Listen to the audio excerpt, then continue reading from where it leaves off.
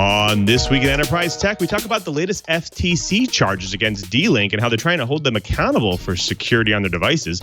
Plus, Curtis takes us through how effective DevOps really is. And Brian Curtis and I talk with Rob Coenen, VP at InterOptic, about fiber and SFPs. Twice on the set. Netcasts you love. From people you trust. This is Twit. This is Twit, This Week in Enterprise Tech, episode 349, recorded July 5th, 2019. Garbage in, garbage out.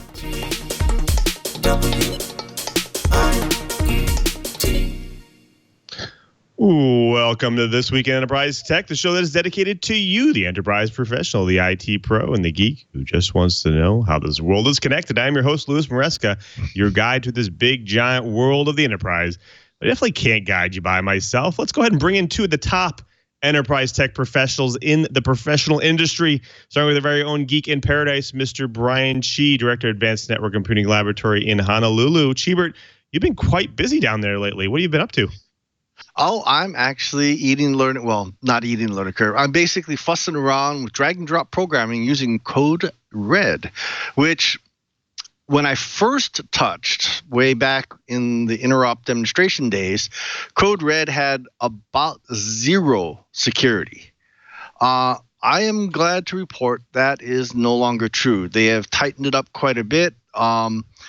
Because of the way it works, you can actually use HT access. You can actually do OAuth authentication and things like that. So it is definitely grown up, but it is still drag and drop. And a lot of people remember me talking about eating the learning curve on WinSockets. It has been frustrating how complicated WinSockets can be, and decided, let's go try Code Red because I'm not going to be the one that's maintaining this, and I need to have the ability to more easily introduce electrical engineers on how to maintain this kind of system. Very cool stuff. Well, folks, we have another man who needs no introduction. Our very own Mr. Curtis Franklin, Senior Editor at Dark Reading. Curtis, what's keeping you busy down there in the Sunshine State? Well, lately been trying to stay cool. We've been having a bit of a heat wave down here, which for Florida is saying something. But to help keep me out of the sunshine, I've been working on installing a new controller on a big honking laser cutter at the local makerspace. Been working on lots of articles at Dark Reading and starting to make my travel plans for Black Hat and DEF CON. So it's been an exciting week or so down here in the Sunshine State. Fantastic. Well, folks, we're not talking about big honking laser cutters today, but what we are talking about is we're going to go through the latest set of FTC charges against D-Link and how they're trying to hold them accountable for their security going forward. Plus, we're going to talk about the effectiveness of DevOps, and maybe because it can actually not as effective, maybe because of poor communication. We'll talk a little bit about that as well. We also have a great guest, Rob Coenen from InterOptic, to talk about optical networking. But before we get into all that great goodness of enterprise news, we'll go ahead and get into this week's blips.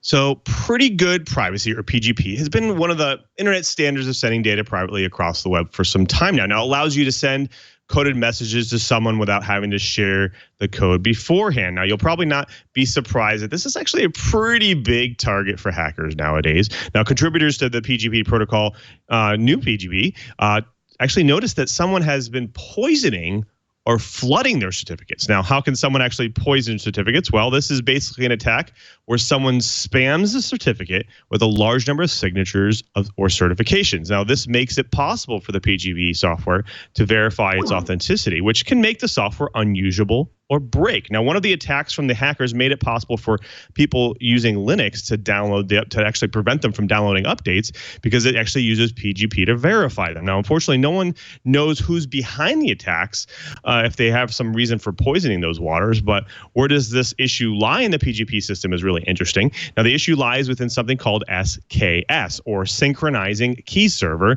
Now, these are federated, decentralized networks of servers that actually facilitate the discovery and the distribution of PGP digital certificates used by developers. Now, these are basically unique, hard to kind of forge public documents and are necessary to kind of establish that secure or encrypted communication channel. These documents are actually designed to allow people to freely append certificates or certifications or signatures to any certificate, and they're actually designed that it's impossible to delete them. The Open PGP specification puts no limitation on how many signatures can be attached to a certificate. Now, this is actually where the issue lies. Now, the key server network handles certificates with up to 150,000 certificates or certs at once, or signatures at once. Now, this actually explains where the problem lies, where the exploit can happen. Now, this is just another example of how hackers are taking advantage of a feature in a system, not a bug for this particular system. This only means that attacks like these are really here to stay. Well, there's a new wave of malware that's just waiting to be served. Now, in journalism, there's something called burying the lead. That means you wait until late in the story to deliver what might be the most important point. I may have been guilty of that with the story this week, but just bear with me for a moment. A wave of malware targeting Mac OS over the last month has raised the profile of the operating system that was once advertised as much safer than Windows. The newest attack code for the Mac includes 3 pieces of malware found in June: a zero-day exploit, a package that includes sophisticated anti-detection and obfuscation routines, and a family of malware that uses the Safari browser as an attack surface. The zero-day exploit, dubbed OS X Linker by researchers at Intego who discovered it, takes advantage of a vulnerability in macOS Gatekeeper. That's the macOS function that enforces code signing and has the ability to limit program execution to properly signed code from trusted publishers. The vulnerability itself is in the way Gatekeeper treats files on the local network, which don't get the same lockdown security as files from the internet. A cleverly formatted program can pretend that a file on a server sitting, anywhere is on the local network and should therefore be trusted. Now, all of these new macOS malware variants indicate that the OS is becoming worth cybercriminals' time to develop malware for. And that additional attention has had an unexpected consequence. The report's author told me, and I quote, "It's clear to me that Windows at this point could easily be described as a safer platform than Mac OS," end quote. He points out that Windows was hit so hard and so often that Microsoft has actually made major strides in strengthening the OS. This is a powerful statement, overturning a Macintosh reputation for security that was once so well established that Apple actually ran ads touting safety.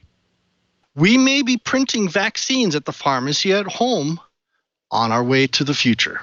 In what sounds like a plot from a science fiction film, our scenario opens with a view of huge refrigerated warehouses where the U.S. government stores the nation's emergency outbreak supply of fragile vaccines.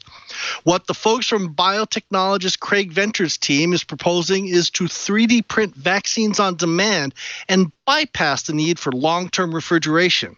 His team unveiled its digital to biological converter in 2017. About the size of a chest freezer, the converter is a DNA printer mated to a liquid handling robot. It produces genetic programs for the downstream production of biologics, including proteins, vaccines, and viruses. These capabilities are now being miniaturized for the desktop. Well, of course, the flip side of this coin is that bioengineered pathogens are also not that far away.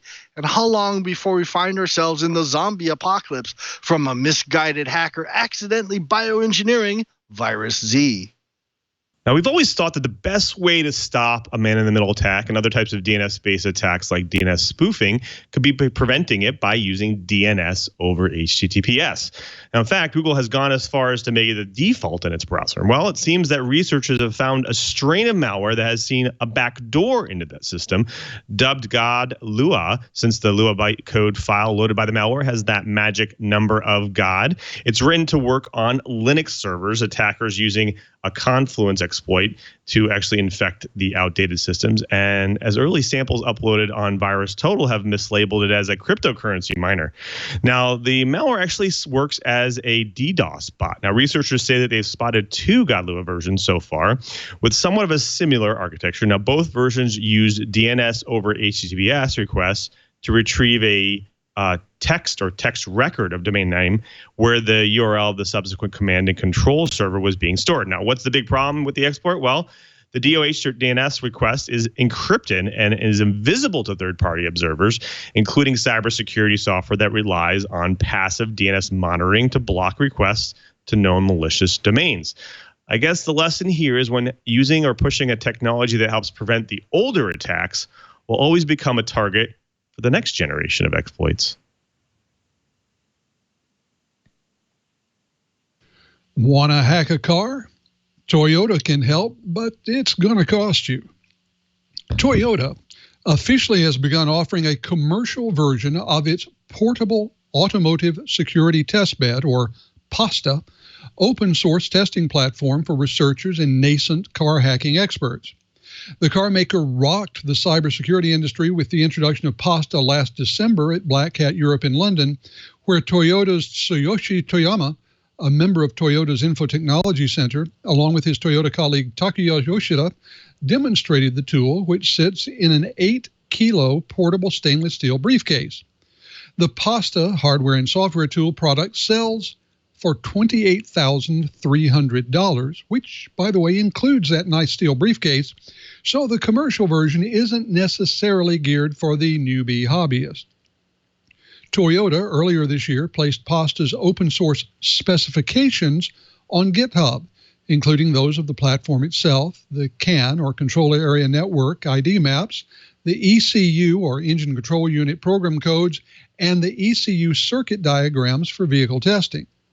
Now, the tool itself includes 4 ECUs as well as LED panels that are controllable by the researcher to run tests of the car system operation or simulate attacks such as injecting malicious CAN messages.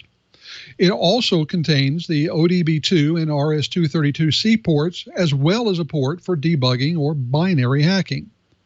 Now, automakers traditionally have dismissed cybersecurity research that exposed security holes in automated and networked features in car models. So Toyota's homegrown tool represents a major shift in the auto industry. I'm playing with drag and drop sensors with Node-RED, and it's all on the Raspberry Pi. It should come as no surprise that I've been tinkering with the Raspberry Pi and applying them to enterprise and to research. However, it's not every organization that wants to fire up a DevOps team just to check the temperature of the communal coffee pot or to check if the computer room air conditioners are leaking into the raised floor. So I've been tinkering with Code Red on the Pi and recently found that Seed Studios, spelled SEEED, has a device called the Wheel, and it has nodes packaged for use on Code Red. So think about this. I have a $7 Wi-Fi board, so that's the Wheel node, and anywhere between $4 and $15 sensors that simply plug in, no soldering, that I'm going to use and see if someone is actually using an office floor in one of our university buildings on the weekend. If no one is even coming in on weekends, why are we blowing so much energy on running the air conditioning? Traditional occupancy sensors aren't cheap and require a fairly hefty back-end server infrastructure. However, at $40 for a nicely packaged system and the back-end currently running on a Raspberry Pi 3 Plus, well, I'm just hoping the Pi can handle the load. So my only current gotcha is the very low level of documentation for this contributed add-on, and it took me most of the day to figure out why the system wasn't correctly catching WebSocket connections from a passive infrared sensor. So anyway, while languages like Python are fully capable of handling a WinSock client, the gotchas of security, error handling, and such make even a language like Python a fairly big endeavor. Now, we've always known that ad tech companies have been finding ways over the years to actually monitor our digital activities. Now, we've tried adding browser extensions, do not track cookie requirements, ad blockers, and other technology to actually prevent them from peering into our habits. Now, however, this is not going to stop an entire industry that thrives on the ability to funnel our data. Now, if you haven't heard already, fingerprinting is what advertisers are now using to determine the number of bits of information that make you or your browser unique. And in more math terms, this actually determines the number of bits of entropy. Now, the higher number of bits, the lower number of the probability that the information is describing your uniqueness. Now, to help explain this, we all know about the tracking cookies that people use nowadays, and you can actually block them. Now, in the case of entropy, if you actually allow those tracking cookies, that actually is a reasonably low level of entropy, like 0.3, because it's actually relatively predictable. Like they could actually track you pretty easily. Now, in comes fingerprinting here, and it depends on the information your browser is actually giving up to the user, to the app developer. And now the higher probability advertisers can determine your uniqueness by the more information it does give up. Now, this information is not like your IP address or anything like that. It's actually more random than that, and the collection happens without you actually knowing about it. Now, fingerprinting takes advantage of fundamental ways apps and websites talk to our devices. Now, your web browser automatically gives sites information about your hardware.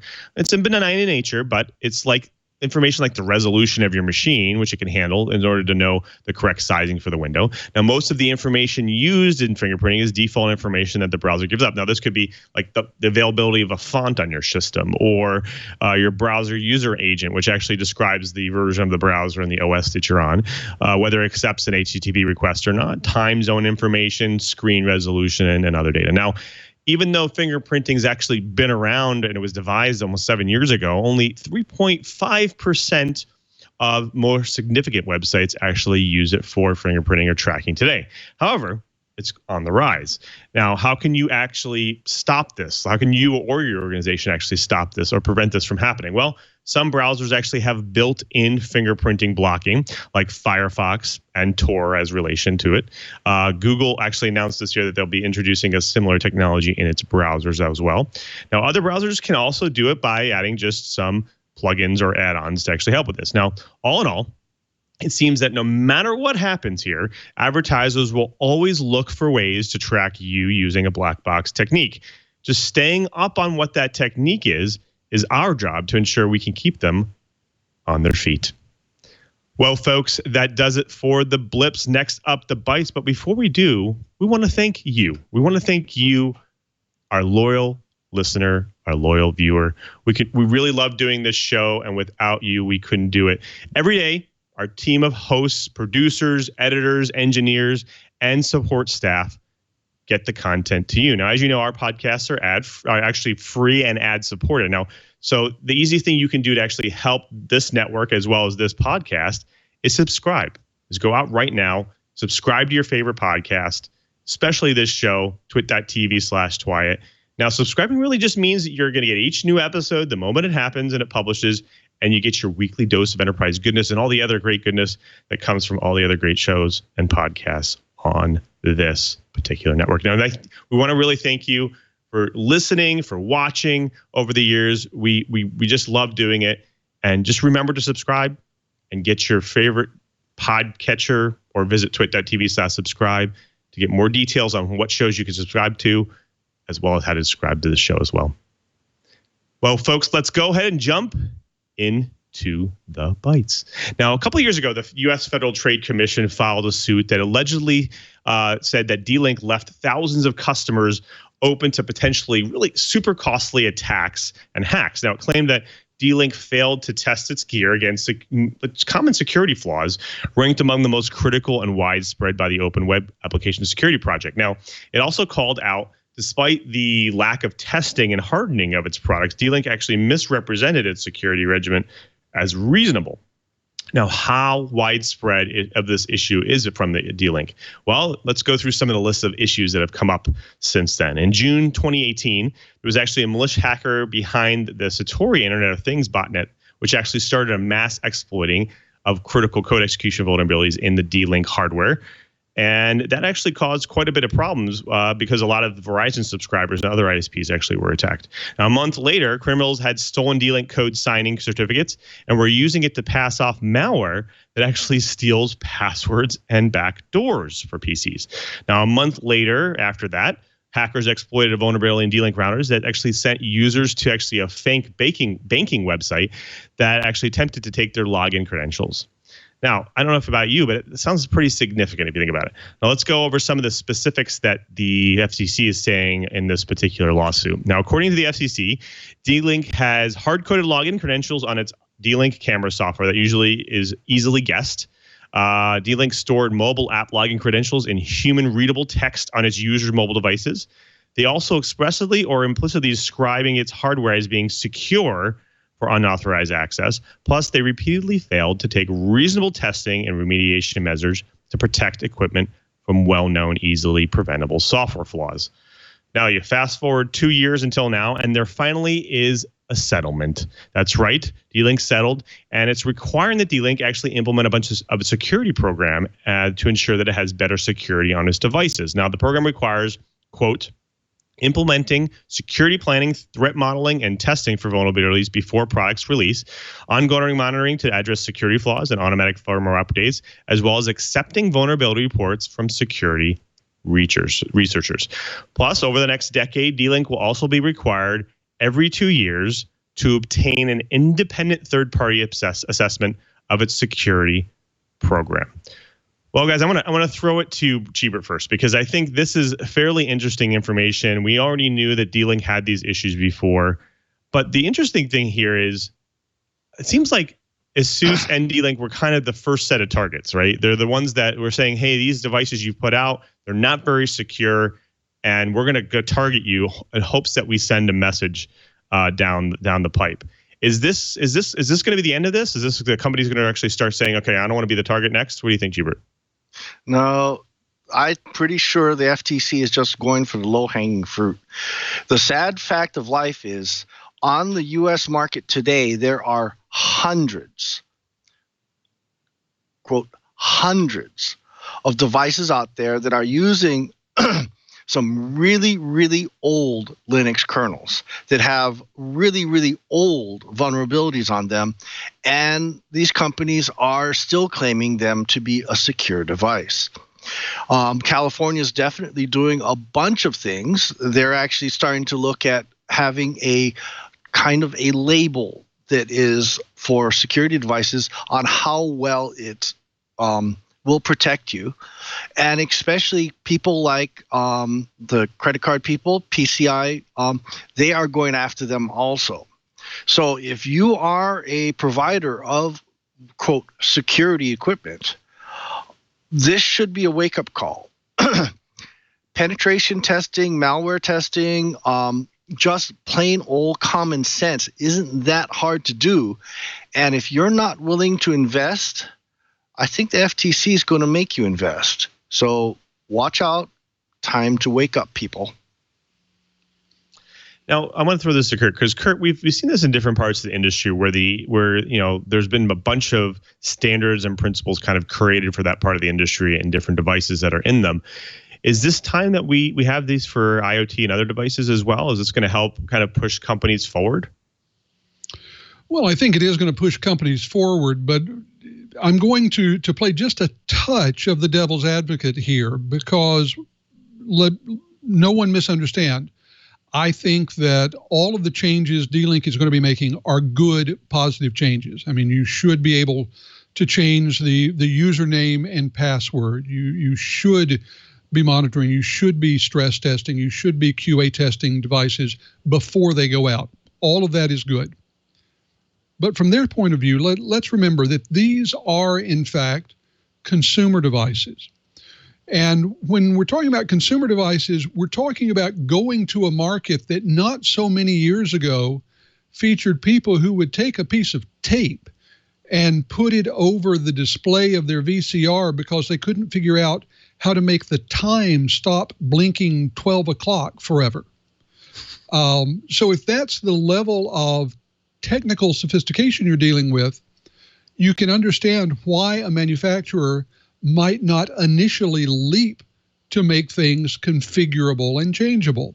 Just set it up, let it go out, and assume that no one really cares about Joe and Jane Average's IP camera feed. Problem, of course, is that we found out that people do, in fact, care about Joe and Jane Average's camera feed. And more than that, they care about the processing power that lives in their IP camera. So I think what we're going to have here is a necessary uptick in the level of sophistication of not only D-Link's devices, but a lot of other manufacturer devices. And we're going to have an awful lot of devices deployed in the field that never, ever change off the default username and password. I think you're right. I think the majority of the population today, I think Leo had told a funny story, I think last week on his radio show about a woman who called in and she says, I don't have internet anymore. And she said, well, what internet do you connect to? And she says, Linksys. And he said, well, does that mean you were using just some random person's internet? And she said, yeah, I never entered anything. It just kind of worked.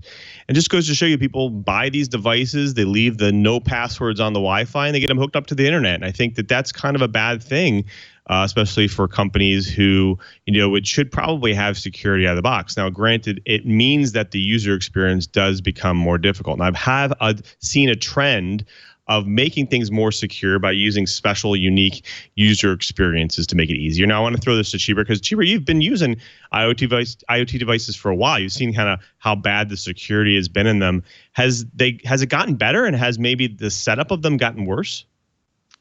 Okay, so IoT devices in general are slowly getting better. Like I mentioned in my blip, Node-RED, when I first played with it about 5 years ago, did not even have a way for login credentials. That has definitely changed. A lot of things have changed.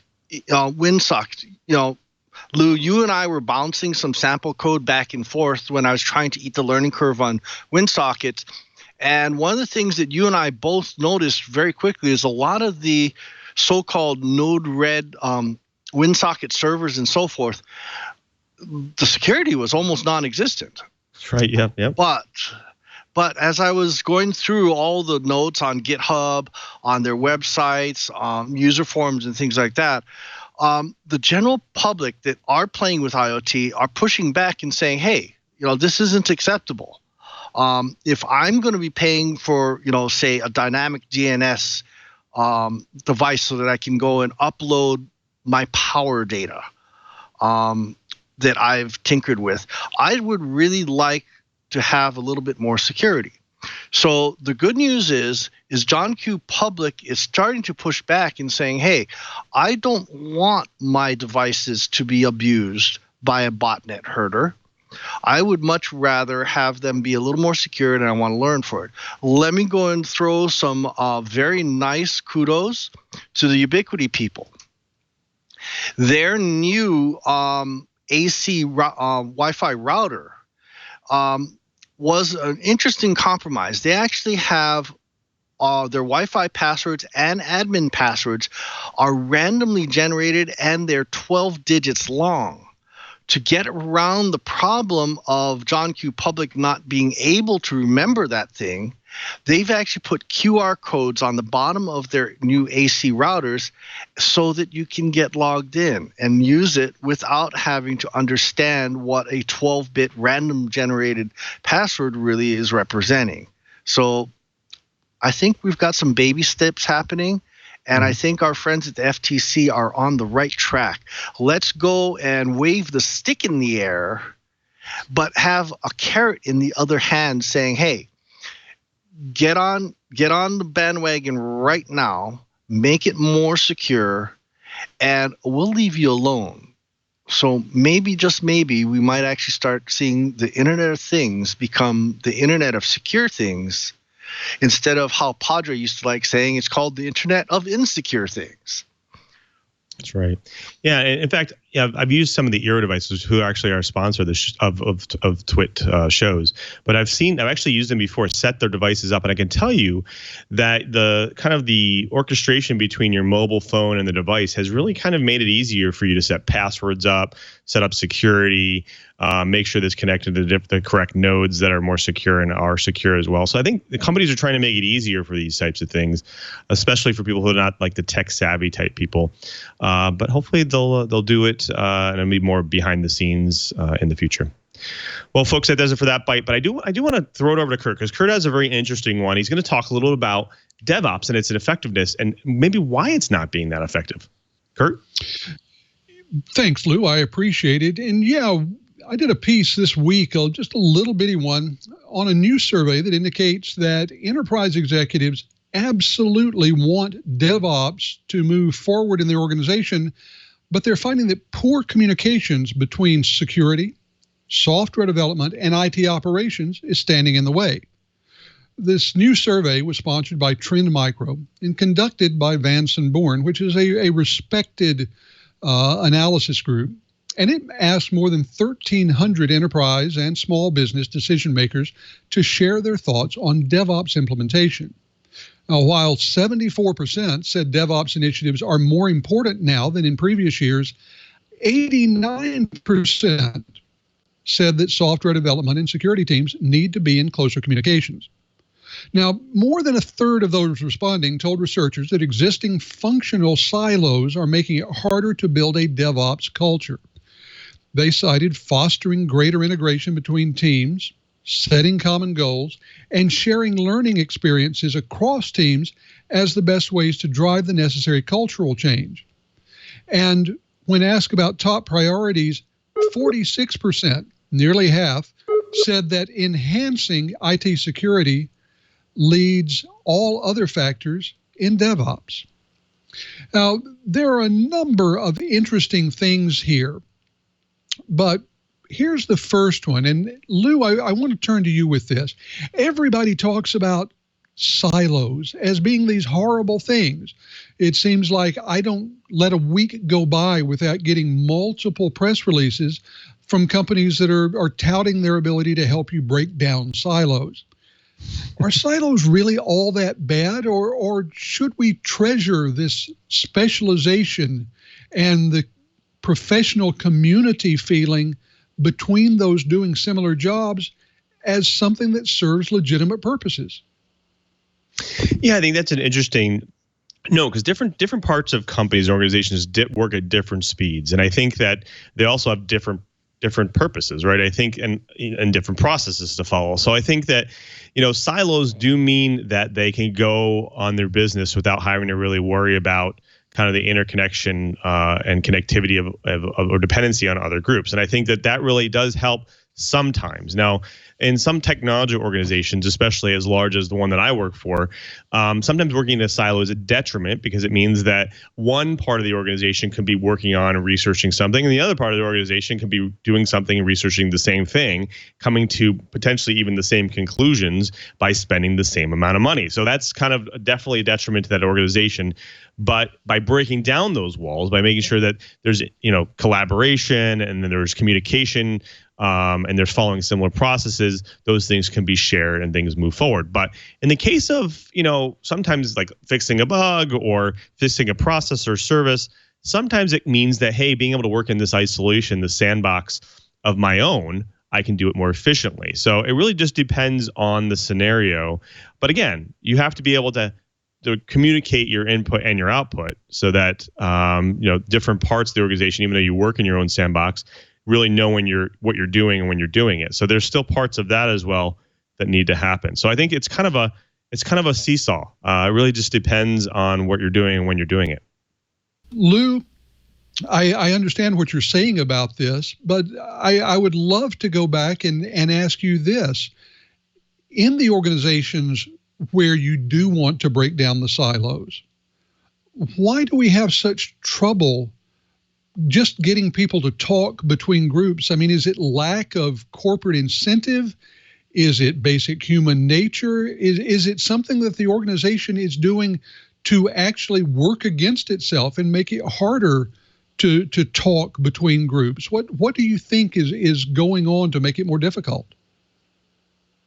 Yeah, I've actually worked in organizations previously to my current role, and I've noticed that there's a little bit of all of that. I think a lot of times you know, especially the higher level leaders, you put a specific amount of accountability on them for delivering things, and they kind of have this special lens that they focus on what they're doing, and it doesn't necessarily mean, hey, collaborating is not really part of it, and sharing and being open is not really part of that. So when it comes down to it, spending time on that type of thing is kind of a waste for them because it doesn't meet their commitments that they have.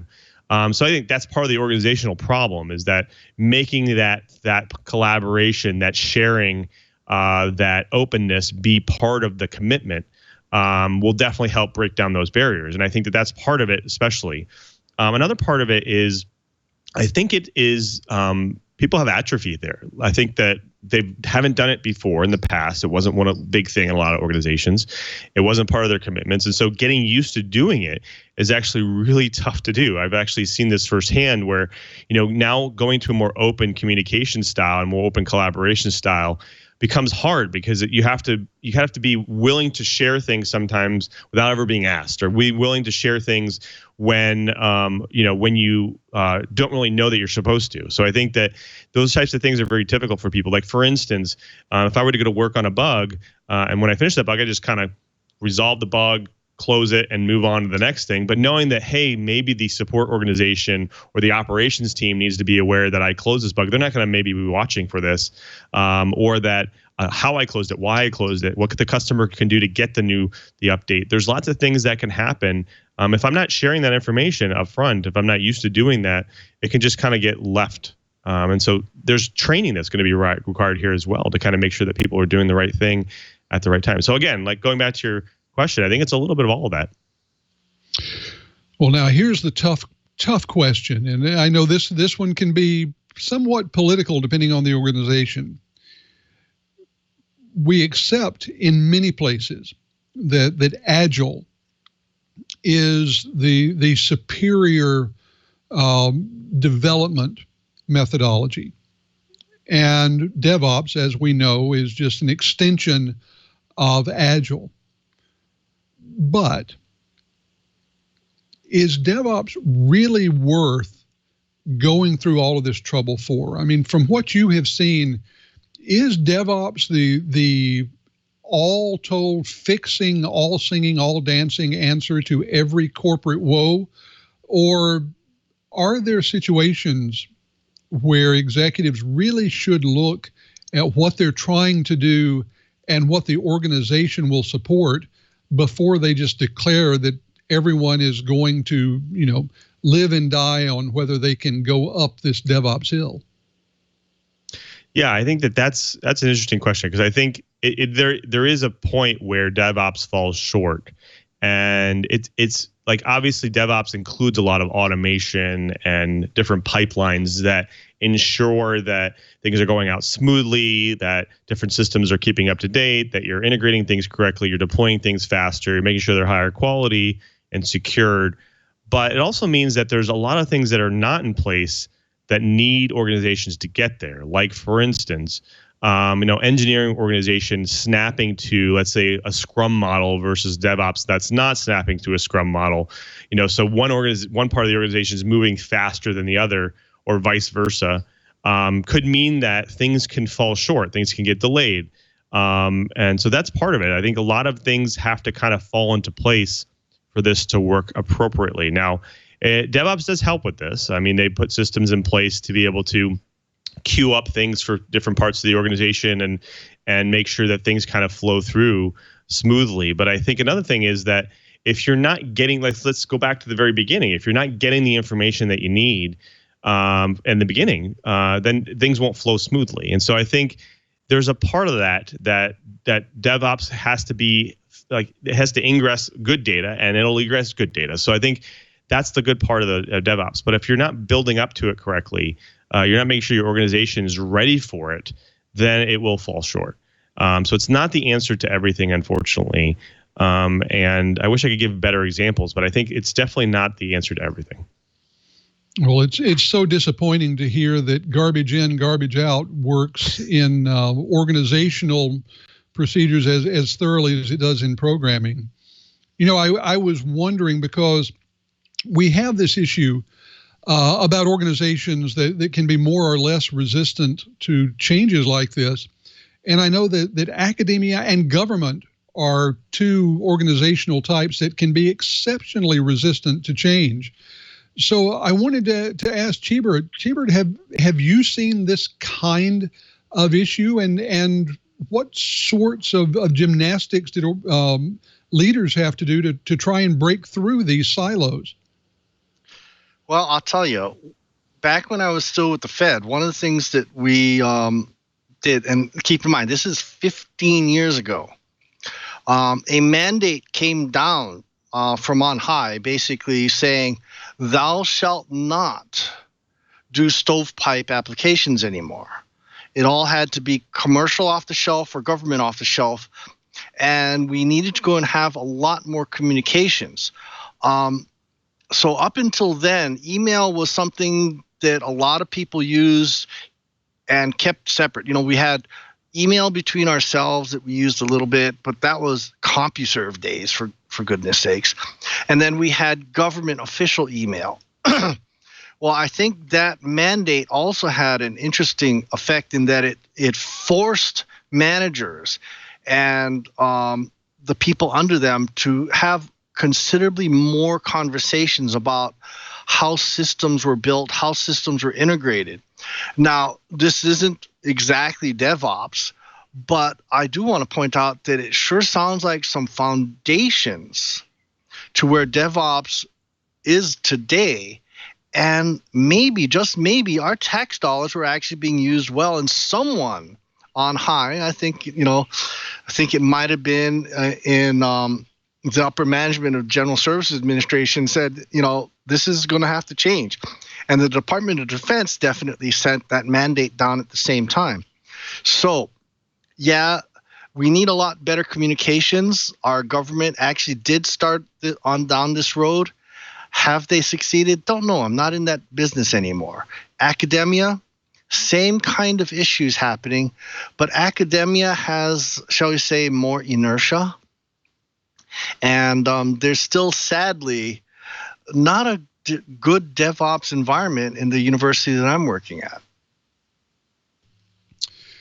Well, between inertia and silos, it sounds like DevOps is one of those things where there's an awful lot of physical stuff going on around all the processes, procedures, and various bits and pieces of automation. I have a feeling this is one of those things that for the enterprise we're going to be talking about for a long time to come. We'll be waiting for the next report to come out and tell us whether we're making any progress at all. Well, speaking of progress, I think it's time to make some progress towards getting our guest on. So, Lou, we're going to toss it back to you to keep us moving. Thanks, Curt.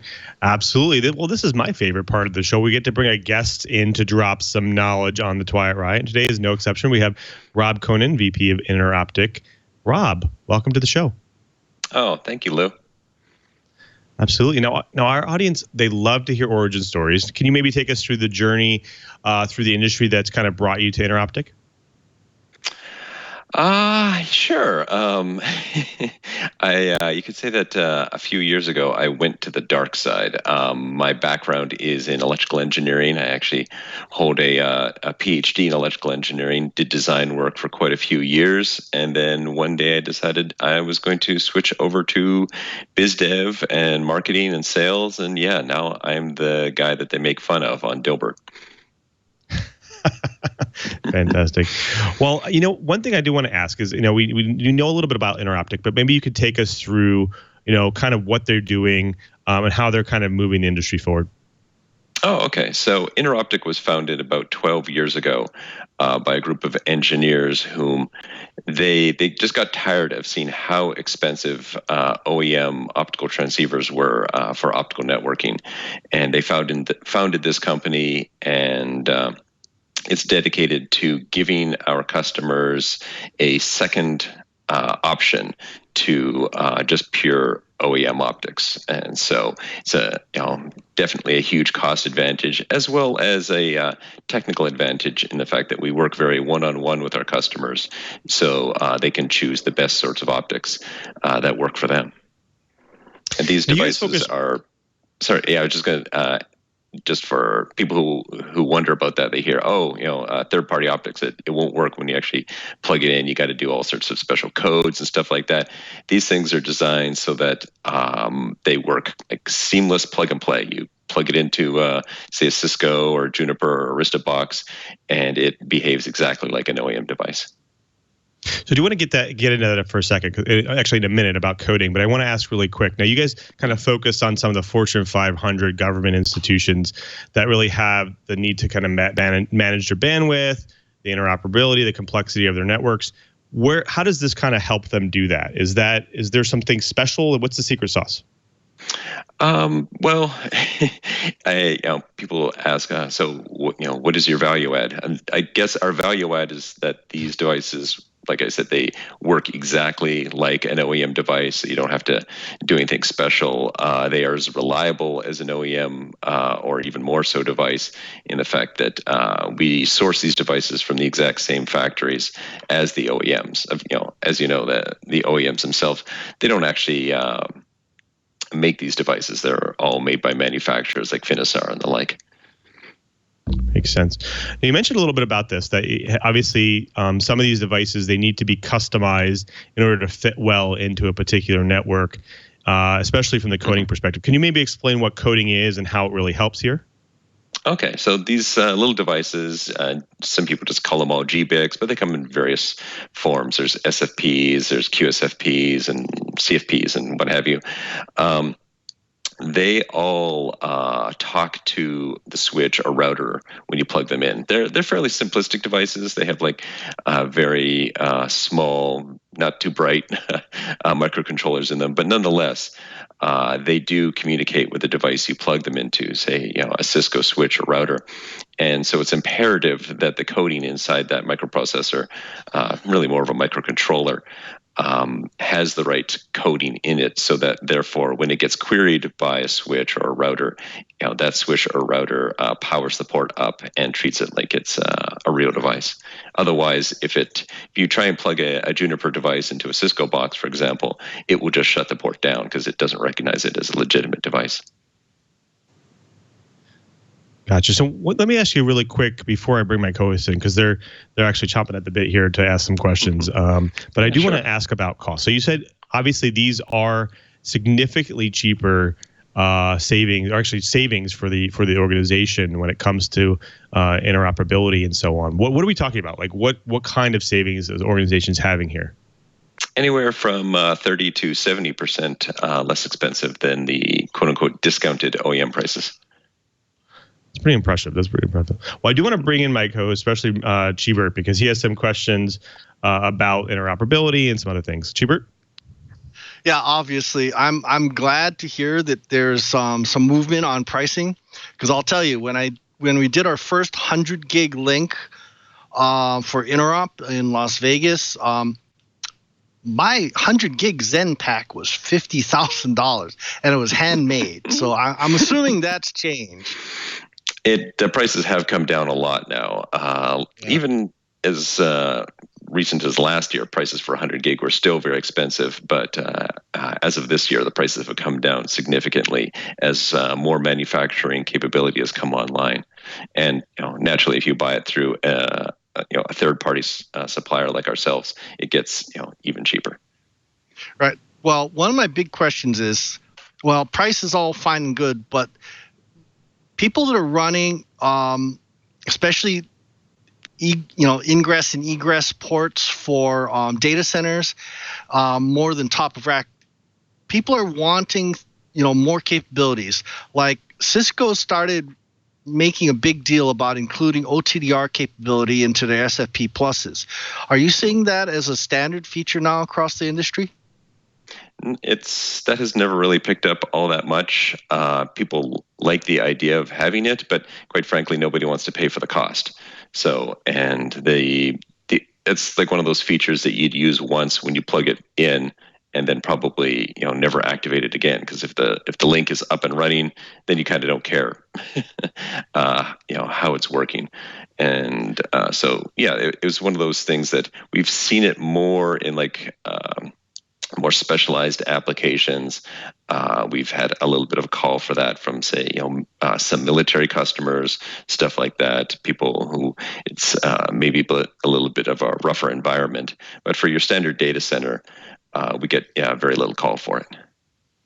Well, let's go and ask a little bit more about top of rack, and I'm seeing a lot more white box applications. I'm actually starting to see like FS.com, Dell, and some others, where you can actually have a Linux on your switch. Are these people driving some of these new features? Are they driving the need for lower cost optics? Oh, certainly, yeah. In the beginning, white box was merely for telecoms and stuff like that, very, the likes of Facebook, the hyperscale data center customers. But now white box is being deployed by a whole range of parties who are interested in both saving costs and having the flexibility that comes with white box. And so we're seeing a lot of demand for white box compatible devices from our customers. It's definitely transforming the industry. One of the other things I'm curious about is GPONs. We're starting to see more fiber from the curb to the home, but they're a single strand. Is that actually starting to become a industry standard enough that I can buy third-party optics for that kind of thing? I haven't seen third-party GPONs. Just they're very specialized devices. And they tend to be purchased in such high quantities that there's already a lot of price pressure on those. So in that sense, if you're someone like the size of Verizon or something like that, you're going to try even harder to go directly to the manufacturer to get the lowest possible price, and then you'll just deal with whatever fallout comes from taking that sort of approach. But I think we will start to see third party at some point.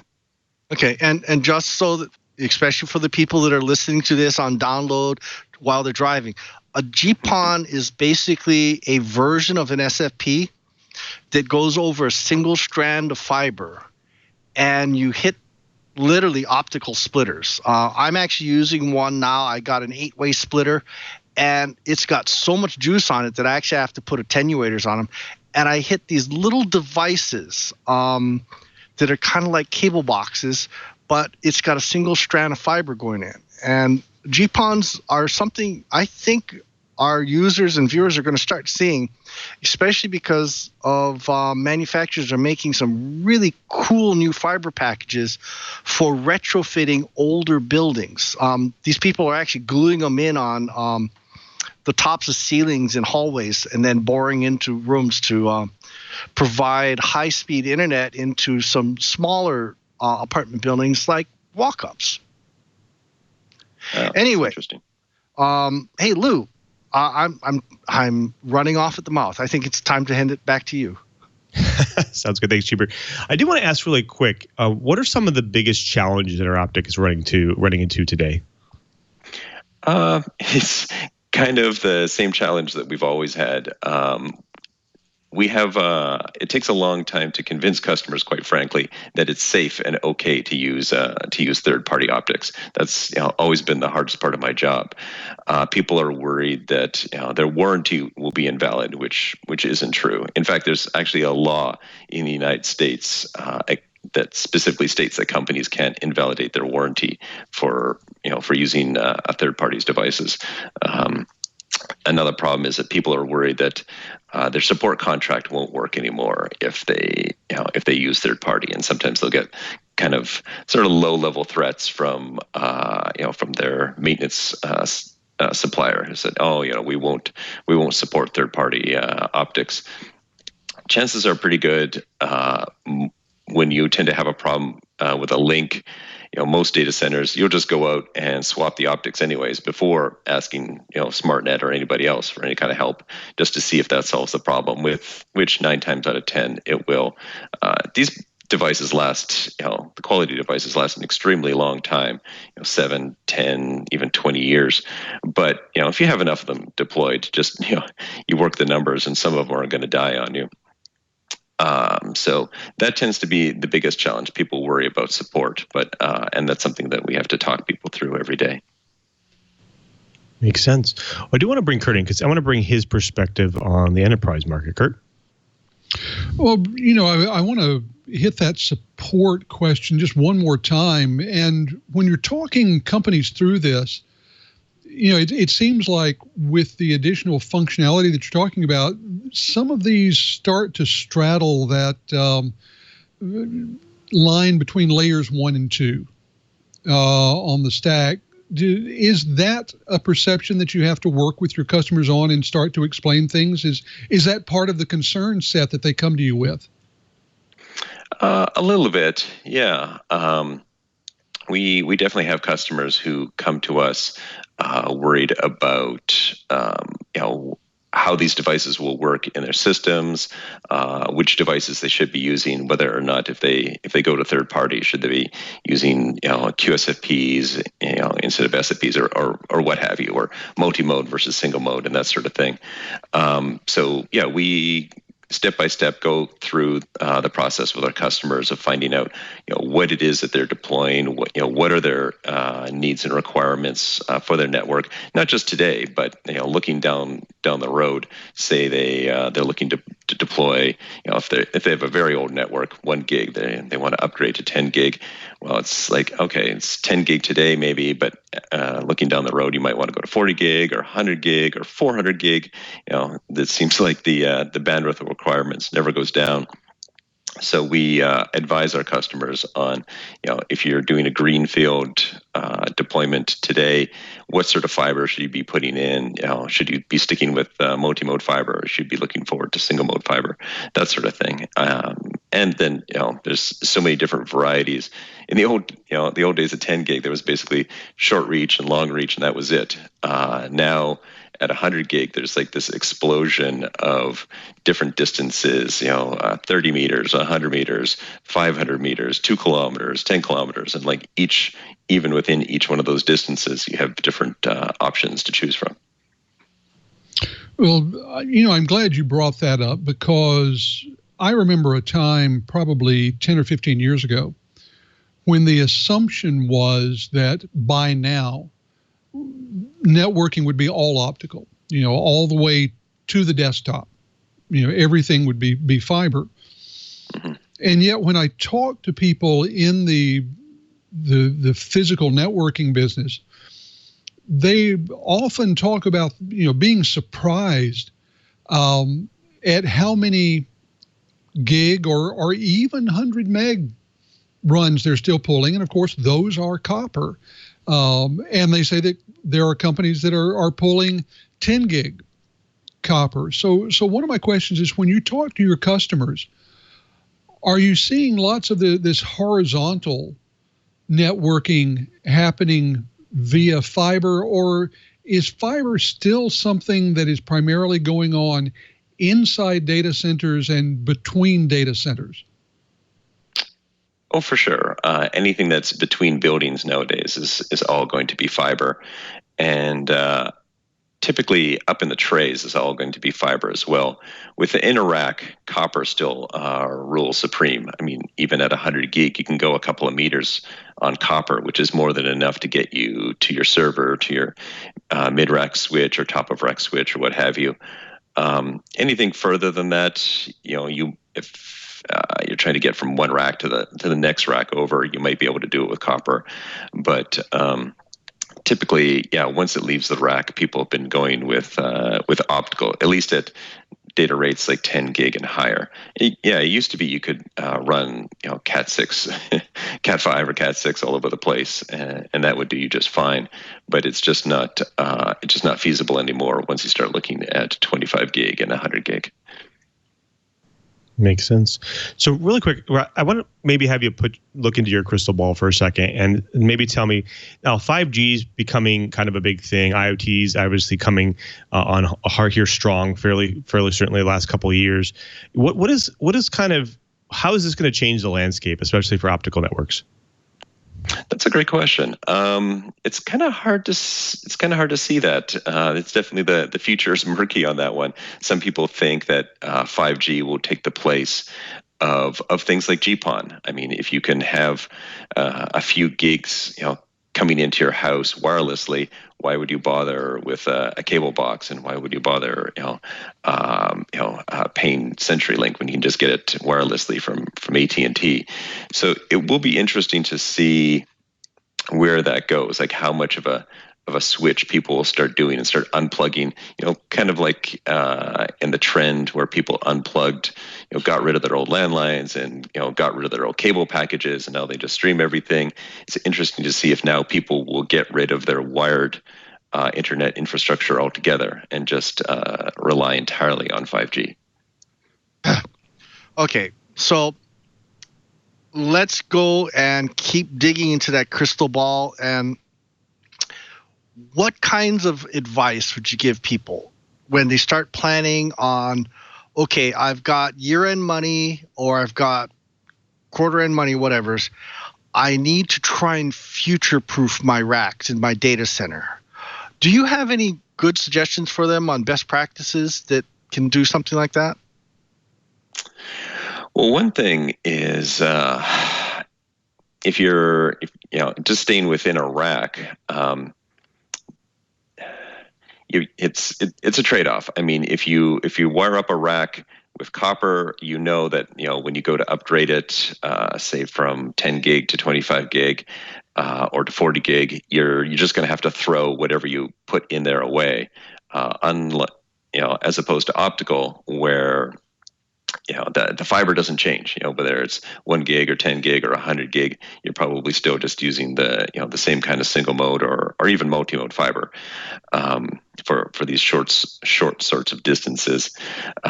That's why people tend to plumb everything up in their trays with fiber, because they don't want to have to throw everything in their trays away every single time they go and upgrade. So, but within a rack, you're looking for lowest cost. It's a lot of connections to deal with. So people are probably still going to be deploying coaxial copper, despite the fact that when they go to upgrade, they'll just need to toss it and get new copper. Okay, let me ask that question just slightly different then. So if I've got a fairly good-sized data center and I need to have some central patching and things like that, and I know my data centers are probably going to be changing over time, should I consider going to things like ribbonized MPO cables and things like that between my racks and then have breakouts? Should I actually make the investments now while the industry is changing, or do you think the price pressures on fiber and optics and things like that are going to drop enough that I should wait? I would say you should definitely, if you're plumbing new fiber, look to MPOs. The multi-ribbon fiber is definitely the way to go. At 40 gig and 100 gig and 400 gig, the multi-fiber solutions are much, much cheaper. In terms of the optics, you have to connect at each end. It is a fantastic way to save on costs and to future-proof yourself. So say you just only ran a single pair between 2 points. The optics you're going to have to buy for each end of that are going to be a lot more costly than the optics you would use that use 4 fibers at a time. Maybe it costs you a little bit more upfront to plumb it with those extra fibers, but you'll definitely save a lot, not just at one node, say at 40 gig, but it's going to save you at 100 gig and it's going to save you at 400 gig. So it's definitely worthwhile to plumb those extra fibers. And MPO connectors, if handled correctly and kept clean and all that, they are just as robust and just as good as like the old, more standard, LC connectors. Well, we've been talking with Rob Coenen from InterOptic. Rob, thank you so much for being here. This has been really some super great information, but unfortunately, we're running a little low on time. But before we close up, I did want to give you a chance to tell the folks at home where they can go to find a little bit more information about this, about InterOptic, where they can go get started and get some more information. They can just go to our website at interoptic.com, or feel free to reach out to me directly on LinkedIn, Robert Coenen. Fantastic. Well, folks, you've done it again. You've sat through another hour of the Best Dang Enterprise podcast in the universe. According to 9 out of 10 single mode fiber optics. But I want to thank everyone who makes this show possible, especially to our co-hosts in crime, starting with our very own Geek in Paradise, Mr. Brian Chee. Cheebert, where can the folks find you and all of your work and the fancy stuff you're working on? I am ADVNETLAB on Twitter, or Cheebert at twit.tv, but better yet, why don't you use Twiet at twit.tv, and that'll hit all the hosts. Love to hear from you. Would love to get show suggestions. We're booking like crazy, trying to get things ready so that towards the end of the year, some of our hosts can actually take vacations, like me. Anyway, love to hear from you. Sorry about not being on the show. We were having, shall we say, a little bit of connectivity issues, and look forward to hearing from you. Thanks, Cheebert. Of course, we have to thank our very own Mr. Curtis Franklin. Curtis, where can the folks find you, your work, and what's coming next? Well, as always, they can find my work over at darkreading.com. Follow me on Twitter at KG4GWA, Instagram at Curt Franklin. Got a piece coming up early in the coming week that should be fun. It's 10 ways to keep a rogue Raspberry Pi from wrecking your network security. I would love to get the Twiet Riots feedback on that one. And as always, let me know if there's a topic that you would like me to cover in the enterprise security world. Thanks, Curtis. Well, folks, of course, we have to thank you as well. You are the person who drops in each and every week to watch and listen to our show, to get your enterprise goodness. And we want to make it easy for you to watch and listen and catch up on your enterprise news. So go to our show page right now, twit.tv/Twiet. There you'll find all of the amazing back episodes, plus the show notes, the information, co-host information, guest information, and links to those stories that we did during the show. But more importantly, next to the videos there, you'll actually have those really helpful or subscribe links to actually help support the show and getting your audio version, video version, H2 video version of your choice to help you listen on any one of your devices. It's really the best way to stay on top of your enterprise and IT news. Now, after you subscribe, share the show with your friends, your family, your coworkers. I actually can tell you, I started sharing with my coworkers, and they really do find it informative. In fact, they listen to it on their way home from work, during their transit. They listen during the day. They get some really great enterprise news. They keep on top of it with me.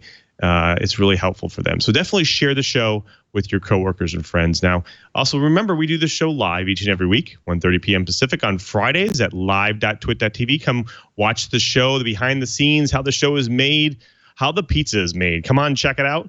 And we'd love to have you here. Of course, if you're going to watch the show live, you can always jump into the chat room live as well. irc.twit.tv. I have it up here on my big screen here. I get to see all the comments and questions that come through. They help us kind of drive and move the show in different vectors, which is really fun, and all the characters that are in there. So come join the chat room and be part of the show as well. Also, don't forget, you can follow me on twitter.com/LouMM. There you can see all my daily posts about some interesting tech things, as well as I post about my job at Microsoft. And of course, you can check out dev.office.com as well. That's where you can find all the latest and greatest ways to customize the Office platform and make it more productive for your organization and you. Now, I also want to actually thank everyone who makes this show possible, especially to Leo and Lou, so they continue to support us each and every week to do This Week in Enterprise Tech, and we couldn't do the show without them. So thank you so much for their support. Of course, I also want to thank all the engineers at Twit, and of course, thank you to our Mr. Brian Cheebert. He is also not only our co-host in crime, but he's also our tireless producer as well. He does all the bookings, the plannings for the show, and we really couldn't do the show without him. Thank you so much, Cheebert, for all your hard work. Of course, before we sign out, we have to thank our TD for today, Anthony. Anthony, I don't know if you know about our tradition here, sir, but we have this tradition where we want to make sure that the TD is paying attention during the show, and we want to know what the topic of the show was today. Well, I was a little distracted trying to keep Brian connected, but I think the big takeaway is I should put a password on my Wi-Fi connection, right? Definitely. Yeah, That's a good takeaway, I would say. But unfortunately, not the main topic of the show. But maybe next time, sir. Maybe next time. Next time. All right. Take care. Thanks, Anthony. And until next time, I'm Louis Maresca, just reminding you, if you want to know what's going on in the enterprise, just keep quiet.